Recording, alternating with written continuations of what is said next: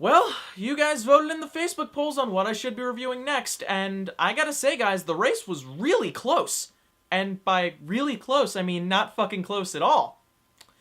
Was really banking on Legacy of Kain for the next one, but no! Smarty doesn't get to play a game about vampires. He's gotta play Crash Bandicoot. Oh shit, Crash Bandicoot.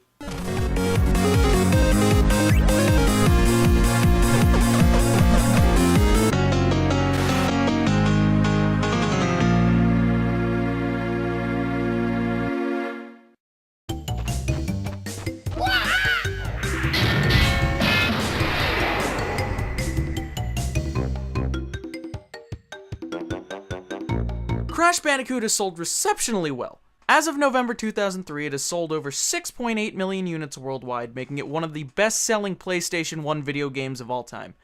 IGN gave it a 7.5 out of 10, Game Revolution gave it a B, and of course GameSpot gave it a 6.8 out of 10? It was one of the best-selling games for its time, yet it got a 6.8 out of 10. This doesn't add up in the mind of Smarty. Okay, to be fair, Zach Meston of GameSpot made a comparison to Mario 64. He stated that it may not offer the smoothness or versatility of Mario's vast new world, but its brilliantly colorful and complex jungle environments boast true diversity of shape and texture. Kind of a tiki room cabinet of Dr. Caligari. That's a bit of a stretch, isn't it? You know what, fuck it, we'll talk about it when we get to the visuals and such, but regardless, we are going to take a look at the game you guys voted in the Facebook poll for. Ladies and gentlemen, Crash Bandicoot. Failures? Moron! This Bandicoot will be my general, and he will lead my Cortex commandos to world domination. This time I shall reign triumphant! Crash Bandicoot is set on a trio of islands southeast of Australia known as the Wumpa Islands, all of which are owned by evil scientist Dr. Neo Cortex. With the aid of his genius friend, Dr. Nitrous Brio, he creates the Evolvo Ray, which they use to evolve various animals living on the islands into beasts with superhuman strength. One of their experiments was a peaceful bandicoot named Crash, who Cortex had planned for him to be the military leader of Cortex's growing army of animal-based soldiers. Despite warnings from Dr. Brio, Cortex subjects Crash to the untested Cortex Vortex in an attempt to put him under his control. However, the experiment proves to be a failure as the Vortex rejects Crash. Seeing Crash is unworthy of the growing super animal army, Cortex chases Crash out of a window of the castle. Following Crash's escape, Cortex prepares a female bandicoot named Tanya for experimentation. Crash realizes before he should escape, he must save Tanya. Looking at the game now, and after seeing many variations on the damsel in distress storyline, I have to say that this seems like your standard run-of-the-mill boy bandicoot saves girl bandicoot story. Now don't get me wrong guys, I don't hate it. It's just that I feel that this form of storytelling has been going on since the beginning of time itself. Yeah, no, I'm not even shitting you on this one, guys. You see this? This is an ancient cave painting from the year 52 BC times. It represents the Great Deer War of whatever year I just stated back there, and honestly, blood was spilt on that field. This man right here, this poor caveman, was split in two by oncoming deer just trying to protect one man's quest to save his fair cave maiden. They would later go on to have a night of cave passion. Cave sex, as they called it. Truly, truly a story to remember.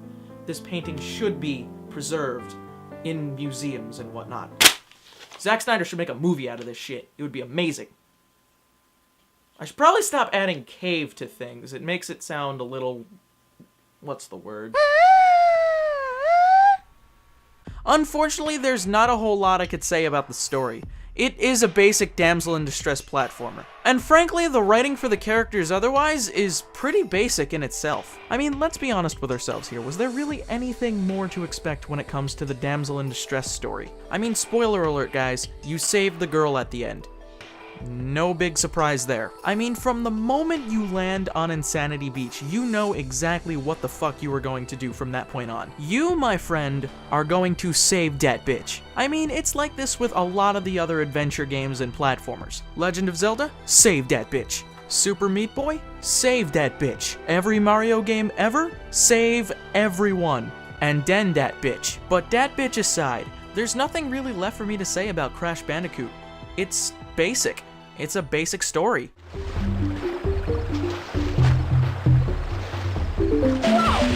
Yeah, I will admit it, Crash Bandicoot is a standard 3D platformer for the most part. The controls are very good, but they tend to get a little sluggish at times. Though I will say you can sort of see where 3D platformers were heading at the time. You of course play as Crash, who must traverse through the 3 islands of the game. Each of the islands are split up into several levels as well, with mini-bosses to go with it. Sometimes you are looking at Crash from behind, sometimes from the top-down perspective, sometimes from all around, as the perspective often shifts within the level. There is even a level where you get to ride a pig! Now, all this cavalcade of various perspectives can be a frustrating aspect to the average player, sans the pig riding, of course. This adds a sense of variety to the game rarely seen in platformers. And plus, for someone like me who has gamer ADD, this is awesome! Now you see, gamer ADD is where one person indulges in their gaming habits, so to speak, and just can't sit still on a game. I mean, this could vary for people who have a lot of video games and just haven't finished them, like myself.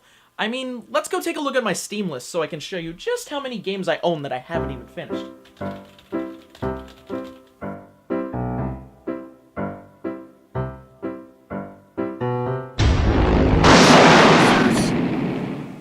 I was prepared for trouble, but not for this. Not like this! Failure again! Capture him! Uh-oh! Prepare the female Bandicoot. It's Naughty Dog, guys. Do I really need to say anything more than that?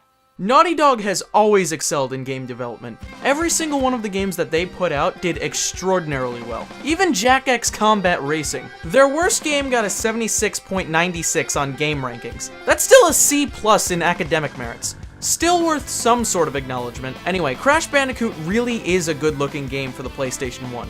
There is this amazing depth and detailing to it that only few games on the original PlayStation have.